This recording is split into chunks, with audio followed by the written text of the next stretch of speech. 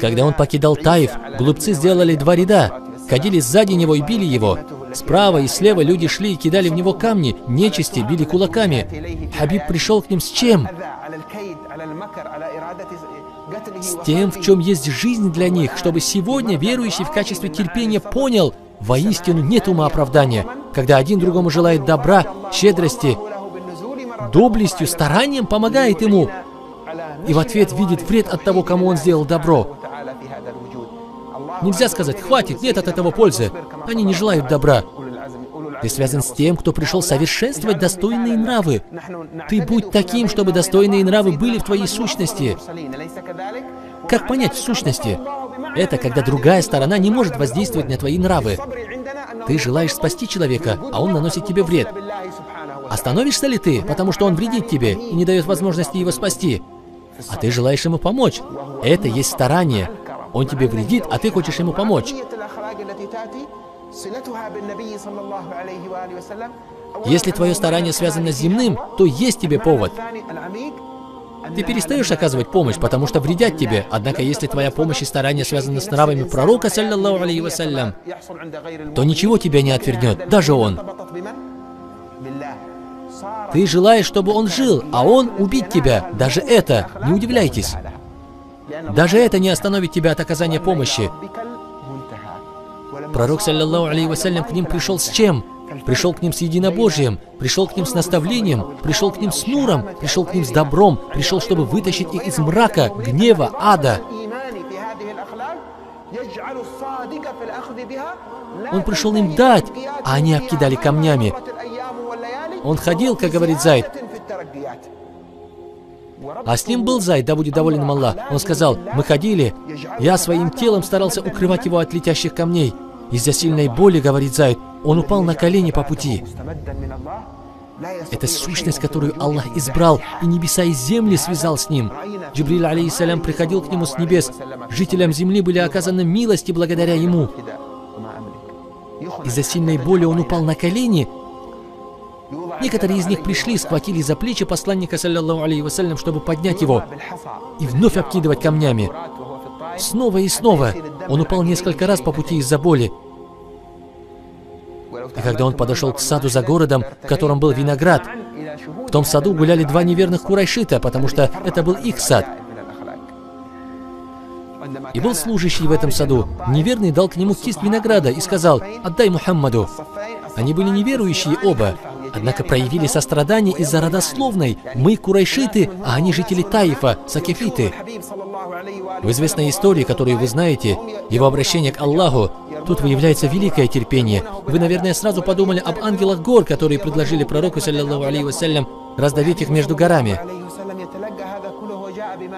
Вот когда он обратился с мольбой, вот тут выявляется великое терпение. О Аллах, я жалуюсь тебе. Он не сказал: я жалуюсь тебе на их поведение, на их преступление, на вред, который они нанесли. Послушайте, почувствуйте разницу между этой мольбой и нашей мольбой, когда нам вредят сегодня. У нас есть право делать дуа тем, кто притеснил нас. Но мы не можем переходить границы в мольбе. Делают такое дуа: о Аллах, с их женщинами, с детьми сделай такое. Но ты послушай сюда, ты посмотри, как он сделал дуа. Это есть сабр, это есть сабр. Он же мог сказать: о Аллах, я жалуюсь тебе на них, погуби их. Как это мы делаем сегодня из-за гнева. Мы делаем так. Но обрати внимание, как он проявил терпение, потому что он был обладателем послания. Ты желаешь возвыситься? Свяжи свои нравы с ним, с посланником, саллаллаху алейхи вассалям. Какое будет в нас добро, если мы не будем стремиться следовать ему? Смысл терпения: о Аллах, я обращаюсь к тебе из-за того, что не имею больше сил, не имею больше мудрости. О посланник Аллаха, ты отдал все, чтобы спасти их. не имею больше гибкости в общении с людьми. Как же люди сегодня нуждаются в этой степени терпения? Сколько людей могут сказать: он унизил меня? Подумайте только, он имел право сказать: они навредили мне, и я жалуюсь тебе.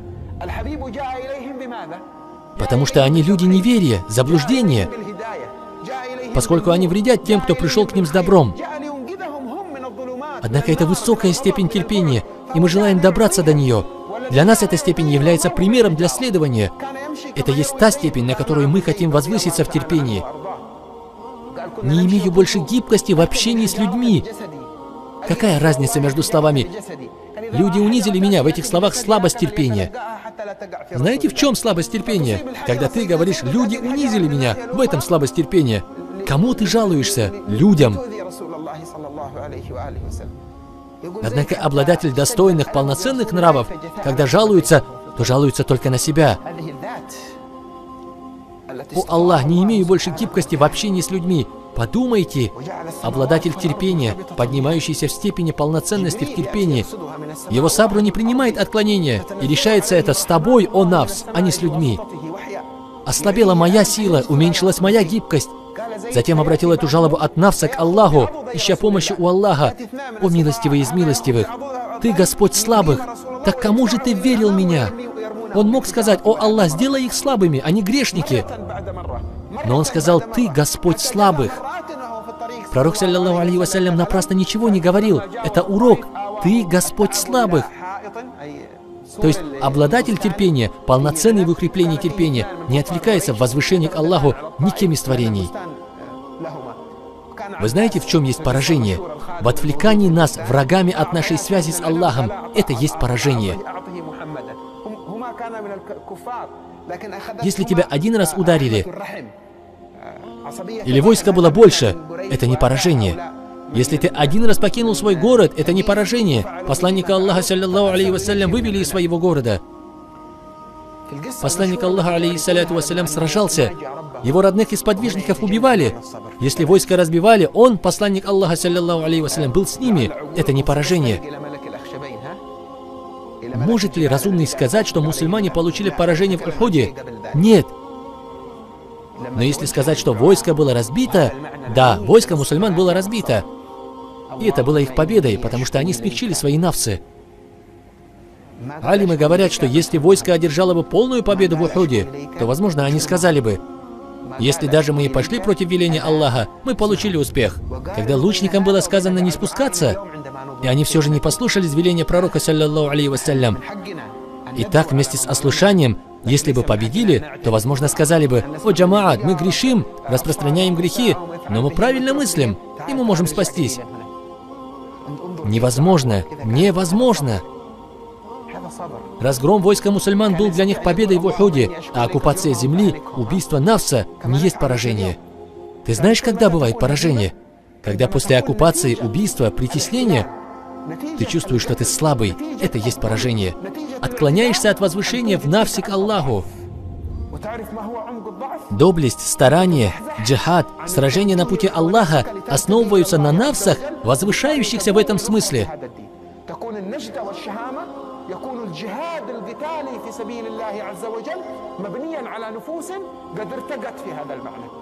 Поэтому сказал: ты Господь слабых и мой Господь, так кому же ты верил меня?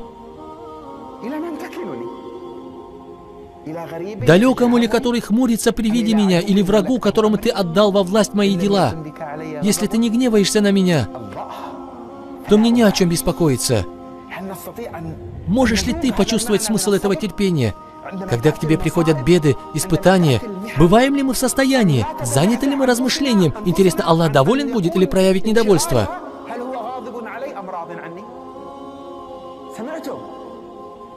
Вы слышите?